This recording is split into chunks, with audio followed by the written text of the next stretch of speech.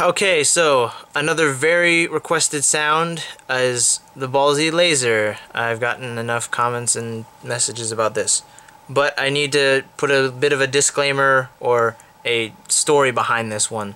So I've posted this on a lot of YouTube videos in the comments because people ask me about the laser, or they think, you know, I'm not really doing the laser, whatever. Let me just make a video, like put it in the video. So when I do the laser, it's like this. By the way, the quality of it varies on what I'm doing. Like I have different techniques for it. It just happens, depends on what kind of mic I'm using if I'm on stage. But basically, so as you can see, my mouth is this when I do the laser. Ball-Zee, Patrick, when he does it, it looks a lot more like his mouth is almost like open. You can see his teeth. Like he goes like whatever. So let me just shed some light on the fact that I'm not really doing the Ball-Zee laser. So when I was at the World Championships, we were backstage and I saw him practicing his laser, you know, just warming up, whatever. And I kind of looked at him, and I looked at how his teeth were, and I kind of noticed, not to bring up British stereotypes, but you know, he kind of had like some funky thing going on with his teeth. So I kind of asked him, I was like, wait, so when you do your laser, do you kind of like shoot it through that like hole in your teeth? And he said, yeah, man, I shoot it, you know, I just shoot air through my tooth, essentially. And so basically I figured out, like from talking to him more, when he does the laser, he you know, he almost like, he shows his teeth and he just literally goes, he pushes the air out through his incisors.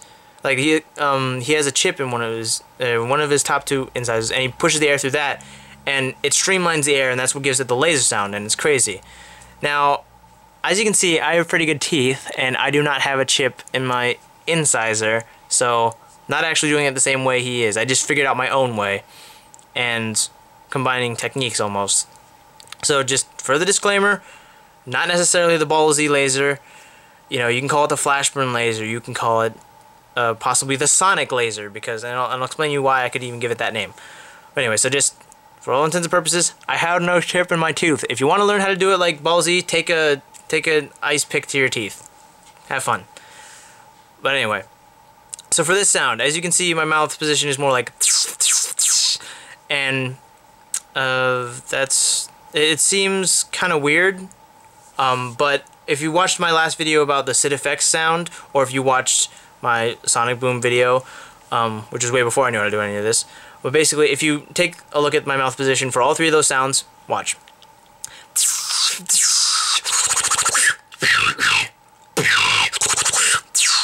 They're almost identical. They're just changed a little bit because two are outward, one is using the tongue, one is using the lungs, and one is using going inward with click roll. So I want you to take either of those two. If you know how to do either of those two, or if you watched my video and you figured out the mouth position, take that mouth position, and basically that's what gives you like the little extra air current sound, the sound of the air just making, I don't know, like an air harmonic or whatever. And if you want to learn how to do like the basic sound without the air, watch Fat Tony's laser tutorial. And okay, so time to go back a bit to tell you how I figured out how to do the sound. With Fat Tony, I used to watch a lot of his tutorials, and a while back he had a laser tutorial. It was a bit simpler than mine, but it kind of set up for the basis of what I was doing. But I had already seen Ball-Zee at that point, so it was kind of just me figuring out what I was doing. Because in Fat Tony's, in his tutorial, I'll link it, he basically says, for the laser, you literally just say tew, tew, tew, and it sounds like tew, tew, tew, tew, tew. Simple, right? It's tew, tew, tew, tew, tew. And he's right, it's pretty simple. And, you know, I saw Ball-Zee's and I was like, whoa, it sounds so crazy, you know, like, Fat Tony's, you know, just pretty normal compared to Ball-Zee's laser, so I kind of figured it out. And at that time, I was also learning how to do the sonic boom, and then I kind of melded the two. So this is why I call it the sonic laser. So check it out. That's how that sounds. You know, just a big sonic boom. silver bass, whatever you want to call it, whatever Reaps calls it. It's almost like you're taking the sonic boom, but instead of doing the bass kick and the bass, like just the empty chest bass, you would instead use more of a hi-hat and streamline the air. So in one of my videos, Reaps goes like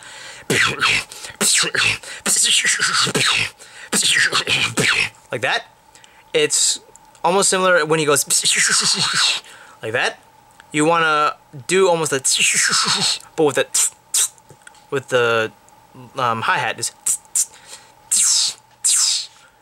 so I guess a little bit of brushing up on the mouth position. So when I do the sonic boom or the SiDFX scratch,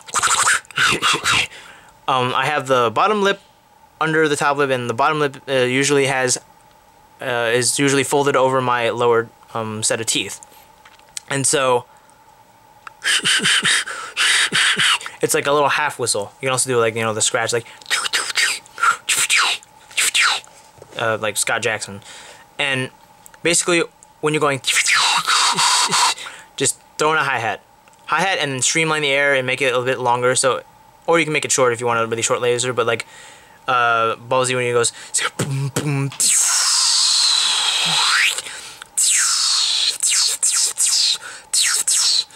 and then you can make it shorter, like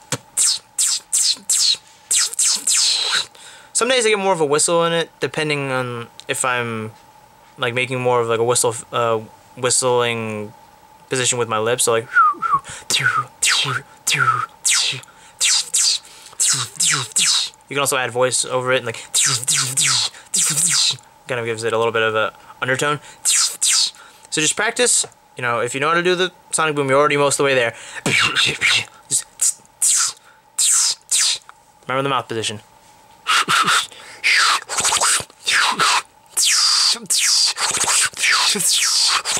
Just practice with all three of those sounds. Honestly, when you know one, you know the other two pretty much. You're already, like, if you know one, you basically have 1/3 of the other two, and then if you know two, then you know 2/3 of the last one. That's the way I see it. It's just me combining techniques. And ironically, these are all used by UK beatboxers and pretty much pioneered by, like, made famous by these UK beatboxers. This is why I call this the UK sound set. So, yeah.